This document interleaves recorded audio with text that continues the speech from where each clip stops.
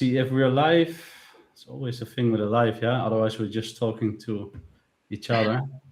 Yeah, it shows live on my side. It says on It showed air. live on yours?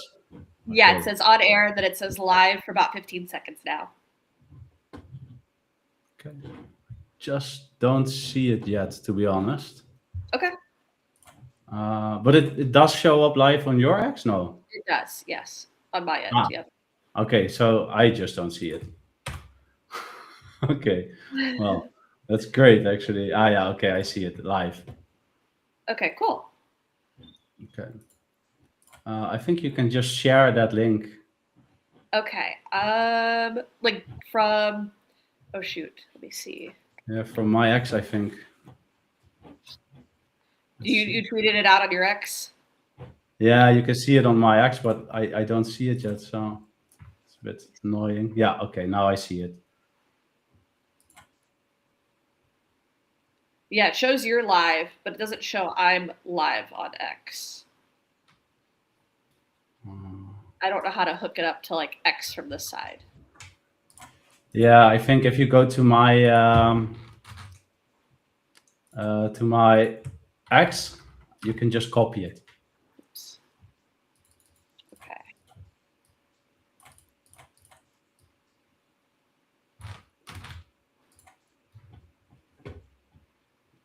Oh, there we go.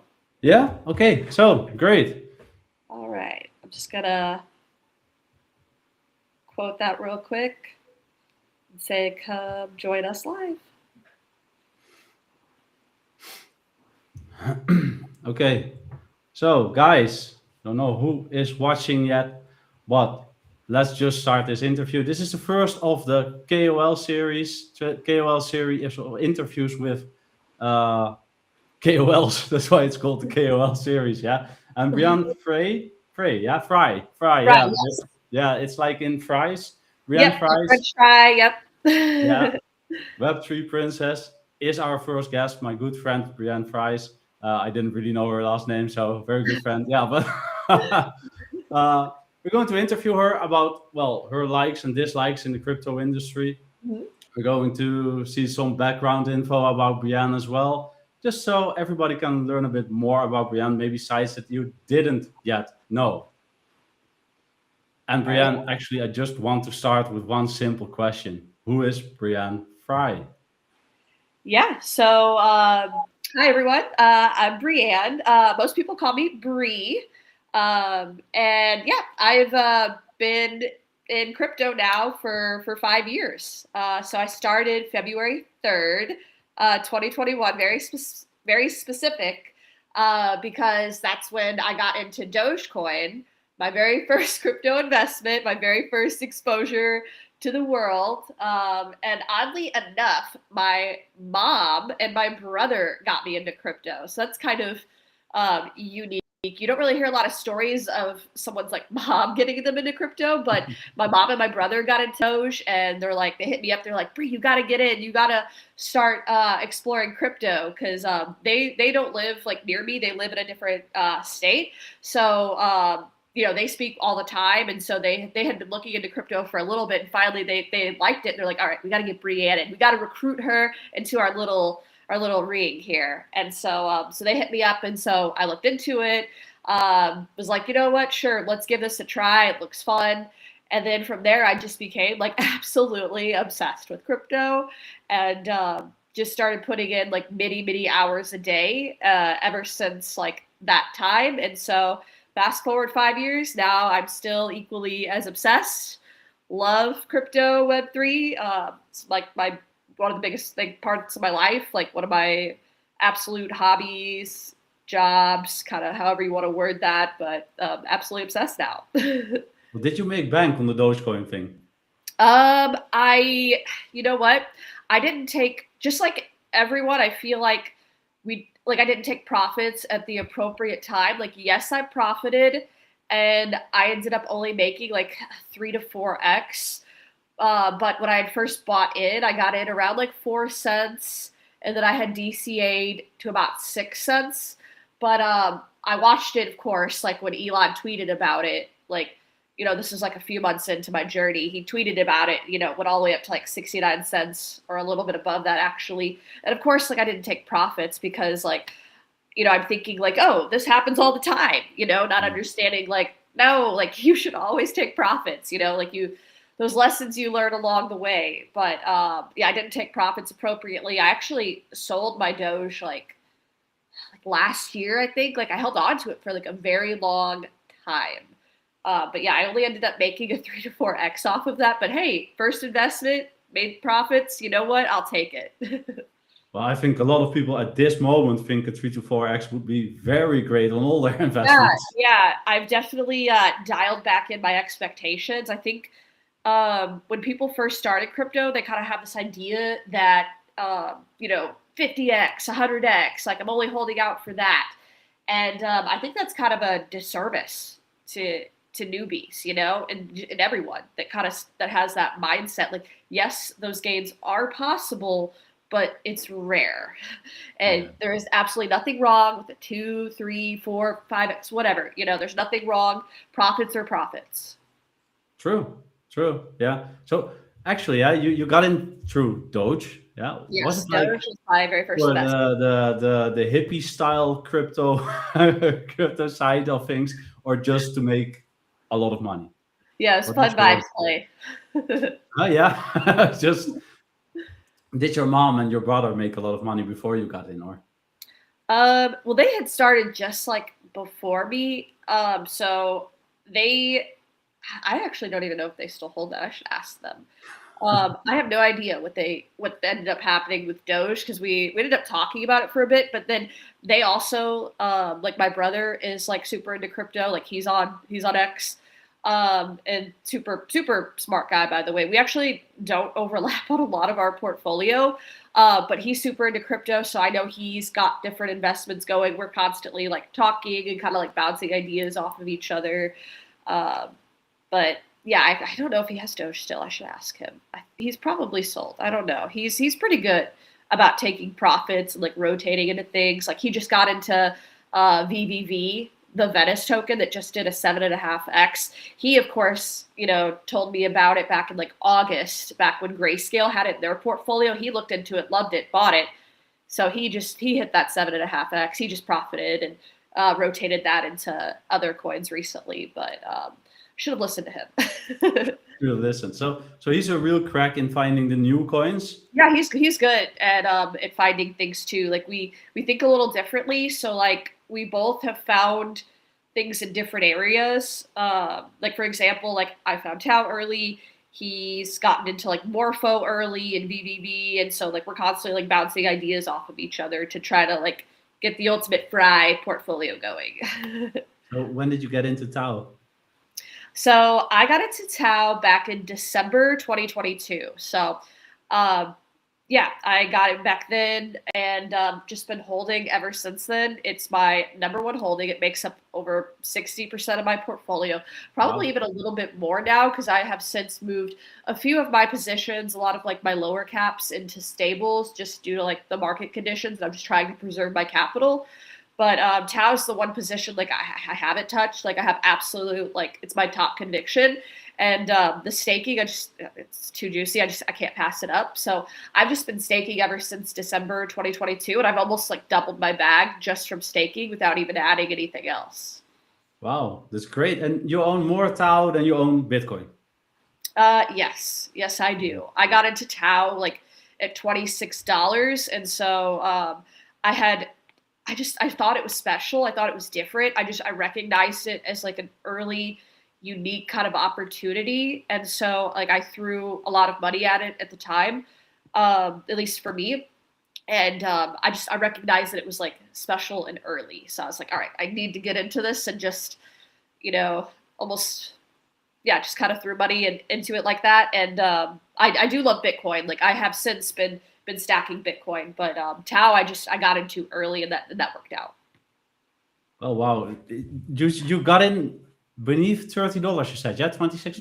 Yeah, I got it at $26. Wow. I had a couple friends that were like hitting me up on it. And so like I was taking my time to research. Like I knew about it for a few months, but I was just kind of at the time I was very much like, no, I need to research. I need to make sure I get into the right ones. So I waited a little bit longer. Like I probably could have even gotten in around 10, but I was like, no, I want to make sure. And so like I spent some time researching it and trying to understand it. At the time, there really wasn't a lot of information about Tao. So it was kind of hard to understand. And so like it just took me like some time, and then once I like understood it, then I bought in. But it wasn't even on an exchange yet. Like I had to buy it on the like over the counter exchange that the like what is now the foundation, but they had created their own little over the counter type of exchange where, you know, like someone had to sell theirs in order for you to buy it. And so I ended up like my first buy was like 10 of them for like $260 roughly. Wow. Yeah, I Yeah. think a lot of people would want to get in at that point now, but well, we'll Yeah, never see that again. yeah, No. at the time though, like you didn't know if this over the exchange or over the counter exchange was like trustworthy. So it's almost kind of like a little bit of a YOLO buy in a way because you're like, okay, I hope this is trustworthy. I hope this works out, and it ended up working out, you know, for the better. I got Yeah, I lucky. had that one time with Doge because you were talking about Doge. Doge was Yeah. actually my first buy as well. Yeah, well, Oh, after cool. Bitcoin, it's the first altcoin I was buying. Yeah. Yeah. And at that time, it was like there was a website called Magic the Gathering. I don't know if you know it. It's No, I don't know it's about a that one. card game actually, a fantasy card game, and Oh, okay. you had to buy Doge on that website, you know, in the forum, and you had to wire money and wait 2 weeks, and it was really difficult. Oh So the yeah. same feeling, I think. Yeah, same feeling. Yeah, yeah. So But you get is it. it You understand how I felt at the time. Yeah, yeah, yeah. It's just like I thought I just lost this money after a week and no, still no Doge. I thought, well, I lost this. Right. So yeah, but I got it. So great. So when Hey, it look, came through, you're like, thank God. yeah, yeah, that's it. Why did you decide to become an influencer on this? Um, yeah, I for like the first few years, I was still working.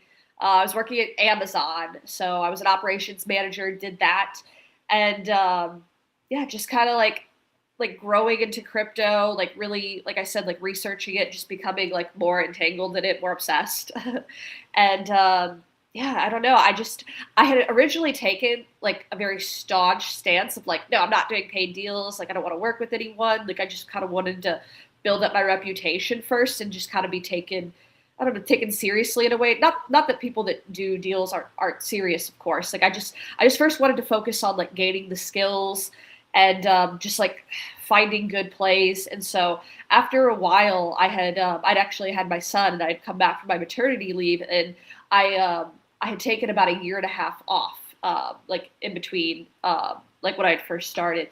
And when I came back, I was just kind of like, you know what, like I'm gonna be a stay-at-home mom now, and I'm gonna start taking a look at deals, and but only doing ones that align with like my values and ones that I already talk about usually for free, or I would talk about for free. Like I have a like strict criteria, you know, like I don't want to just talk about anything. Like I want to be taken seriously. I want to be respected in the space because I want to be here for many, many years. Like I want to build, like you hear people like, oh, I want to build a brand, but like, no, like I want to build something that lasts. I want to be trusted. I want to be respected. So it's really important that, you know, I take on, deals that like I said before, like align with my values that I think have like utility, you know, like they have revenue streams, like they're just certain things, you know, that I look for, and I want to make sure that I pick the best ones, right? Like you don't want to pick ones that are going to run, you know, next week, a month, a year. Like you want to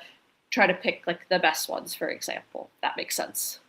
Yeah, makes a lot of sense. I'm actually asking myself if I hear this, like, did you have any bad experiences with other influencers, and is that why you want to do it the right way now? Um, Bad experiences with others. Like I personally have never like I don't really like to like rely on what other people say, but I have seen like negative things in the space, like things like I've seen that I don't want to do or I want to avoid. So like there have been like yes, cautionary tales that I've seen. Like some people will maybe not. I've seen things. You see things in the space like people not disclosing things, like that's not me. Like I always want to disclose and be transparent again because I want that trust. built with like my community. Like you've seen people take like bad deals or yeah, just things that don't align with their brand, or they're accepting everything. Um, or Did you like, ever go wrong? I'm sorry. Did you ever go wrong? Did you ever accept a deal and thought, well, this is a good deal, and then turned out to be a scam? No, I've never had that. I've just had, I guess, times where there was like miscommunications or like no one really talks about this, but maybe like the communication isn't there, or like sometimes the payments aren't on time, and yeah, you don't really ever hear people talk about that. It's kind of like taboo in Yeah. the world. But yeah, there's been times where you kind of have to like chase that, or like they're not communicating with you and you're like, okay, hey, can I have an update? Like what's going on? Um, yeah, there's been like little instances like that. Nothing like major. Like I've not been like in the middle of working with someone. They're like, all right, we're gonna run. Like no, nothing like that has happened. But yeah, there's been like little like those nuances that you kind of had to navigate through. Sometimes like negotiations can be a little like tricky to navigate through. Yeah, there's been those kind of things that that I've dealt with like along the way. And the deals you get, the people come to you, or how Yeah, do you do yeah. that? So I tend to, I kind of like the let people come to me sort of thing. Like I understand, like if I was more proactive, that I probably could get more. Like I do know of people that are very successful in the space that are really good at like cold DMing, reaching out. Like that's not my approach. I personally don't like that. I just try to focus on doing like good value added, like educational type of content, and I want that to like attract the right people to me. That's like what I focus on, and also trying to like build up connections. Like there's a few like friends in the space that have like referred me or like brought things to me, so like those are the kind of areas that, like I tend to focus on, but I very much like to let things kind of come to me.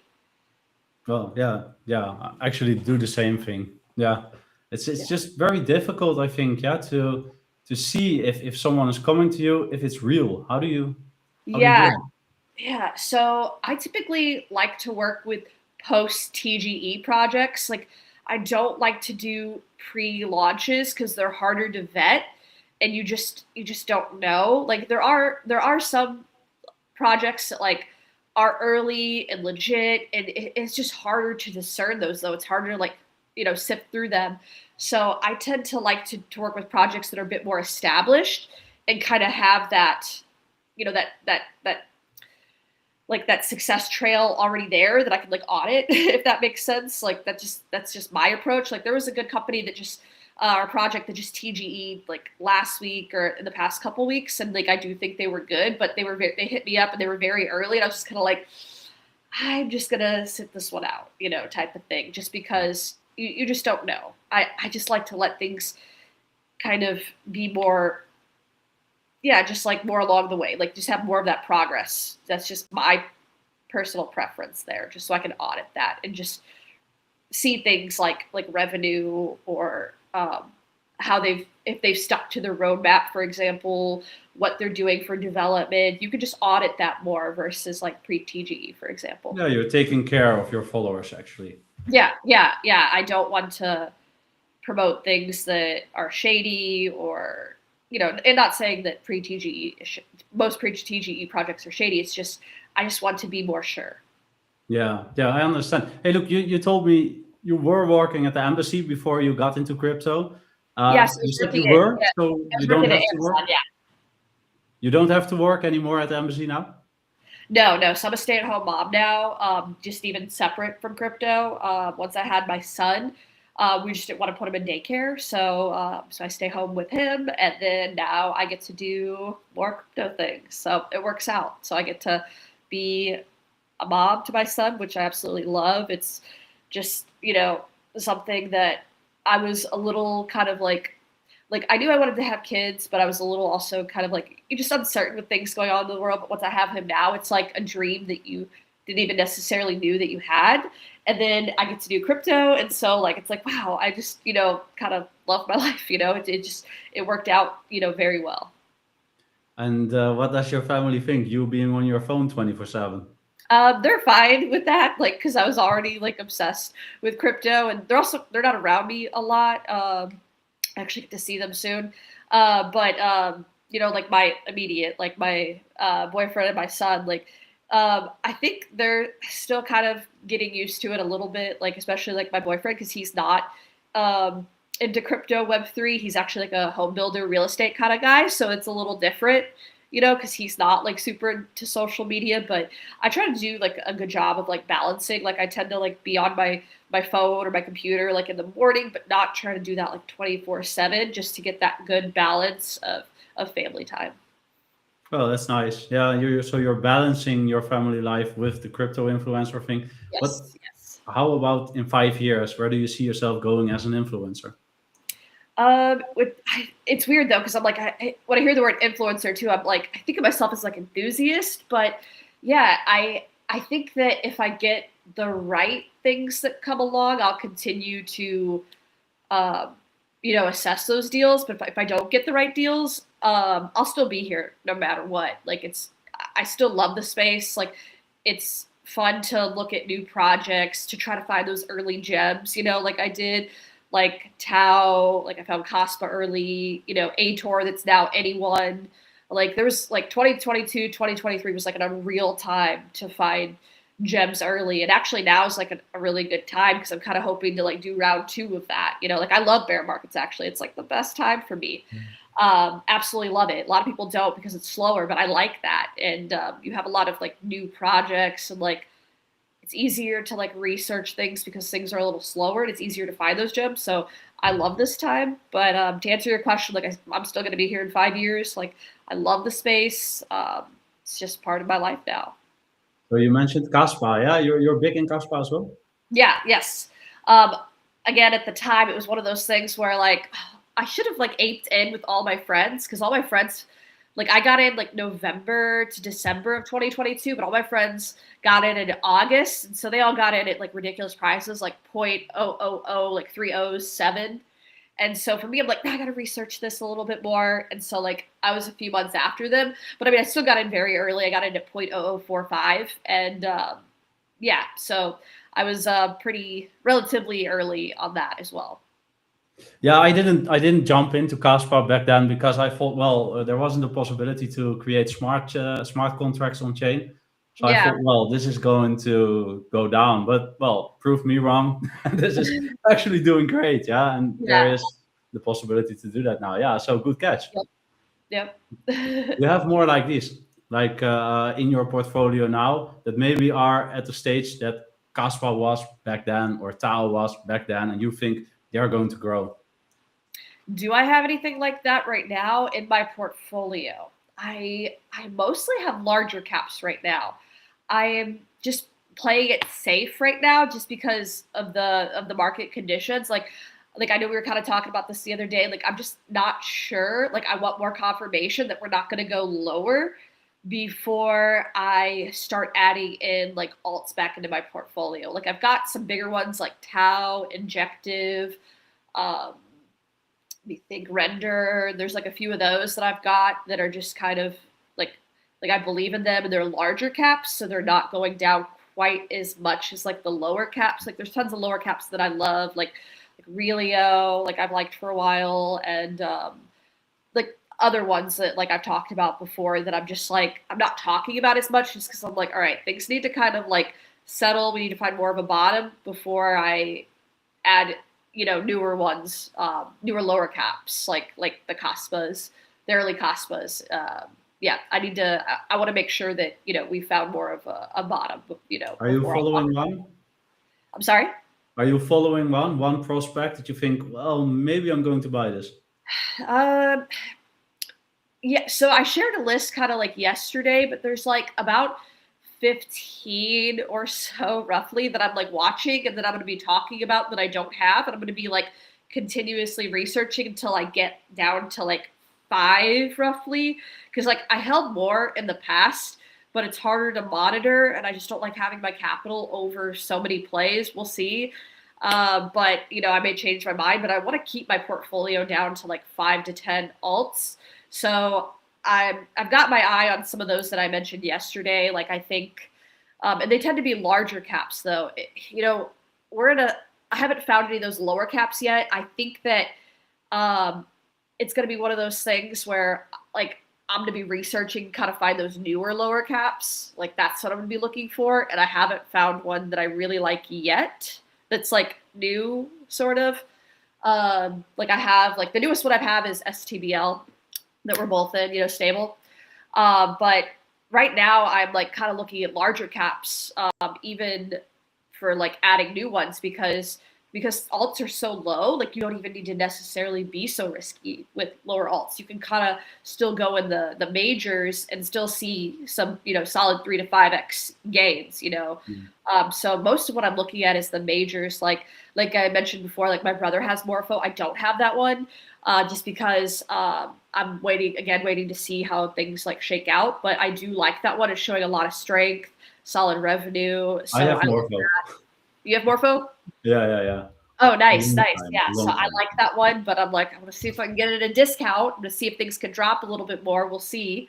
There's a few other ones on base that I like. Like I think AI agents are definitely going to be making more of a comeback. So I've got Tau there, but I'm also looking at virtual. I know it's kind of like a little bit of an older play, but they've got, like, revenue streams going. So I'm looking at them potentially. We'll see if I end up adding.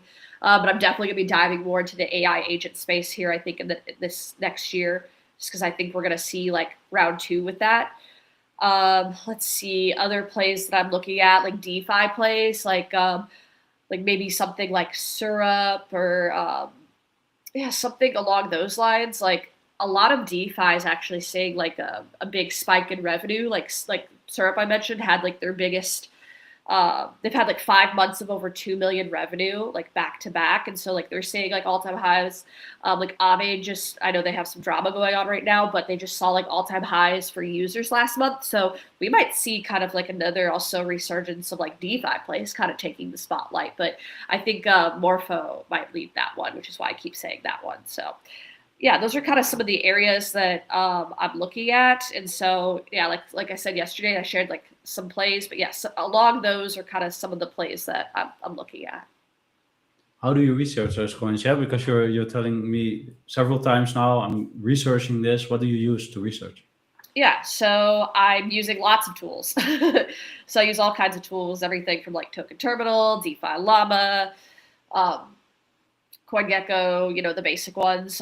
Just kind of looking at all kinds of things, but I'm looking at, like, everything from, like I mentioned before, like, revenue. Like, that's really big to me. Like, I talk a lot about that. Like, it's important that projects are sustainable. Like, if they don't have revenue, like, do they have the sources? If they're an early stage project, like, do they have that going? Do they at least have, like, a game plan to get there? And if they're a little bit more established, like, okay, what's their revenue look like versus, like, their earnings, too? Like, it's not just about revenue. It's also about, like, how much are they taking home after, like, paying all of, like, the expenses that they have. And do they have a plan to get there if they're not there? So I'm looking at things like that. Like, I'm looking at, like, utility of the token. I'm looking at things like, like, use case. Is it unique in the space? Are they doing something different? Or can this token be copied in, like, 5 seconds, for example? If a token doesn't have any utility, is that a deal breaker for you? Typically, yes. Like, I want tokens to have utility. The only thing that I'll kind of give a little grace on is if projects are early stage. If projects are, like, just getting ready to take off, then if they don't have, like, revenue, for example, then I'll kind of give a little bit of grace. But obviously, like, they have to get there or have a plan to get there. If they're established, then no, then that won't work for me. So, for instance, a coin like Ondo, yeah, the token has utility, but it's governance. Would you discard it because of it, or for Uno? Ondo, you know Ondo? Oh, Ondo, yeah. So, for instance, Ondo, yeah, the token has utility, but it's governance DAO. Yeah. So, would you discard it because of that? I don't have Ondo. My brother does, actually, but I don't. I don't know. Ondo's a good one. I like Ondo, but I haven't added it. I don't know. That would be what I'd have to, like, think on. But Yeah, so far, I'm seeing a lot of discussion about it. Yeah, about is governance DAO? Is it utility or isn't it really utility? So what's utility for you? What should it have? That's a good question. Yeah, I think beyond like having something beyond governance, maybe like a few use cases that like tie back into like usage, for example, which I think is important. Like there's a few tokens that I have, like I'm an ambassador for like Demetra that have like usage tied into it. Render also has like usage tied into its token that also like fuel burns. So I think that's kind of important. I think the more that you have the use of the token, like the better, obviously. So yeah. And now, of course, the question everybody's waiting for. All right. Do you think we are currently in a bear market? Yes. I do think we're currently in a bear market. We've closed 5 red months. We've fallen, greater than, what are we at now for fallen? So don't quote me on the percentage down. Are we at like 40% down? Either way, like I think we're seeing like a little bit of a flattening of the curve, I think Bitcoin did what, like a 7-8x, and then we haven't fallen quite so far down to the 70% yet. We'll see if we do. But I think we might be seeing more of a flattening. So I think the bear markets might be getting potentially shorter. I don't know. I'm just kind of like very much like watching and just like ready to like do anything. But I do think that yes, we are in a bear market. And this is someone that is a perpetual bull. Like I'm always bullish in my heart, even if I'm not bullish with my wallet right now. Like I always am just very hopeful for the industry. Like I know we're gonna recover. It's only a matter of like when, But yes, I currently do, and I'm operating definitely bearishly right now. Like the only thing I bought is Bitcoin. Like my kind of just looking at Bitcoin under 70K and just kind of doing weekly DCAs. Okay, when are we going up? When? Oh, the $1 million question. Nobody knows, If we're following like past cycles, then we would be hitting the bottom in October. Now, I don't know if that's going to happen. Nobody knows. We might see kind of like a bounce up to like 80, 90K before then. Like I think we're kind of due for one. Bitcoin's never closed more than 6 red months and we're close 5. So we might see like a short-term bounce here in April, maybe a little early in March, we'll see. And then the summertime always tends to be kind of slow. We'll see. I don't know. But potentially October is just how things have looked in the past, where we find that bottom and then we start creeping up from there. So far, things have just kind of fallen in line like they have in the past, at least for Bitcoin. So I'm always ready for anything, and I never try to think in like absolutes, like no, it's happening in October, or no, we're going up next month. I just tend to be kind of like, all right, things are not like they were in the past. Things tend to be, I don't want to say everything's manipulated, but just things are just not, I guess, yeah, you just don't know what's going to happen. So I tend to just be kind of like ready for anything. And so right now I'm just not convinced that we're not going lower first. So I don't know if that makes sense. That's just kind of how I'm looking at things. And like, I do hope we go up soon. Like, so that way I can, go back into alts. Like, I love that. But for now, I'm just kind of like very much operating like bearishly. But do you think in 24, the Trump pump, as we call it, was a cycle top, or didn't we have a cycle top yet? No, I think we did. I think things are still, like, as much as we want to say like the cycle is different, like yes, the cycle is very much different. Like we found a new all-time high before like the halving. There's very much like differences, especially for alts. But I do think that things are following, like Bitcoin is following like the 4-year cycle. Like I think we found that top in like October in Q4, like we've kind of always have. Again, like Bitcoin's kind of continued to follow that, even if alts are doing something different. So I think that ultimately, like we're still kind of on track for that. Yeah, so actually the next thing I want to ask you is, what were your biggest mistakes in crypto? And well, maybe it's not selling in the cycle top like all of us in 24, but Yeah, let's see. yeah. Yeah, I think my biggest mistakes is just not looking at things a little bit more cyclically. Like I should have taken more profits in March, like April of 2024, because that's when like alts really saw like the biggest, like that's when my portfolio was at an all-time high.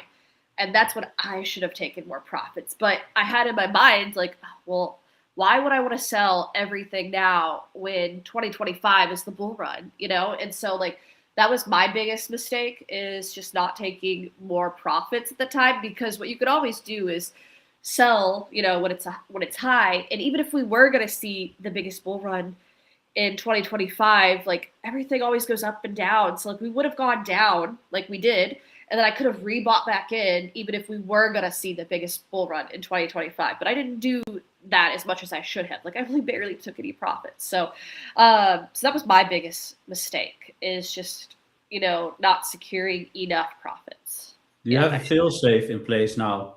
Yeah, like for me, like, you know, like you shouldn't depend upon like future profits. If you've got profits now, take some, and then you can always rebuy back in later. Yeah, true. And your biggest wins? My biggest wins, oh, like I never give amounts, because like I don't want anyone to. It's like a security thing. So like I never say like how many coins of something I have, or like how like the number, for example. Um, but I would say like Caspa has some of my biggest wins. I think my biggest one is A Tour Anyone, um, kind of like that I've already sold. I think that one was my So biggest. indulge us. How many multiples? What's the biggest multiple you made? My biggest multiple that I've made. Okay, well I've taken partial profits on Caspa before, so that was like, I'm trying to think. Oh no, there was another one. I think my biggest is like 45x, Oh, that's roughly. good. So I've never hit like a 100x that I've taken profits on. Yeah, that's it. Yes, because it was hitting a 100x. Yeah, it happens. But taking profits at the right Yeah, moment, that's yeah, very yeah, difficult. Yeah. yeah. And so I had a lot of like early kind of lucky multiples that I didn't necessarily take profits on. So I would not do that anymore. So I would tell people now, like if you've got the, you know, like take out your initials like after like a few X, or, you know, whatever that looks like for you know, for that person's portfolio, I would take out those initials, and then kind of stair step it, Yeah. or out. Yeah. On the way up or out. Yeah. So you're Or down. DCAing out actually. Yeah. Yep. Yeah. Do you also get in the same way? Yeah, I do tend to like, I'll get up like an initial position and then DCA.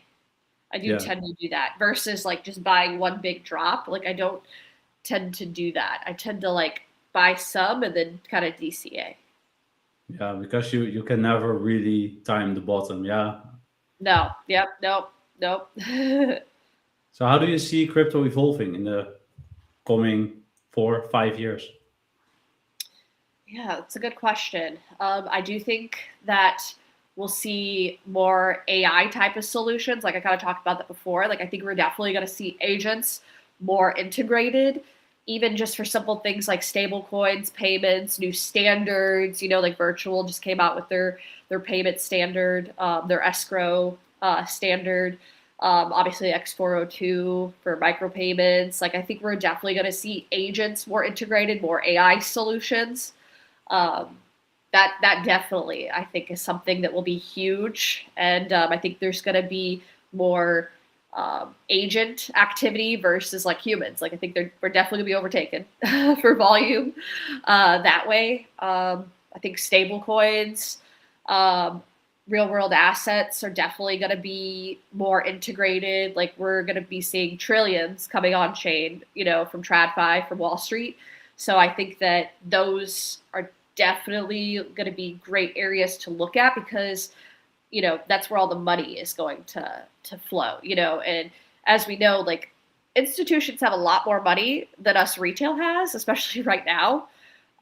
You know, I think last year roughly 80 to 82% of volume was from the institutions. Yeah. So they have all the money, and they're going to be putting all their money into things like real world assets, DeFi. So I think, those are the areas to focus on and look at. Those are the areas that I focus on. Like sometimes people say, oh, real world assets, they're a little more boring than say prediction markets, but that's where the money's going because that's where the institutions are looking. So that's why I tend to focus on those areas.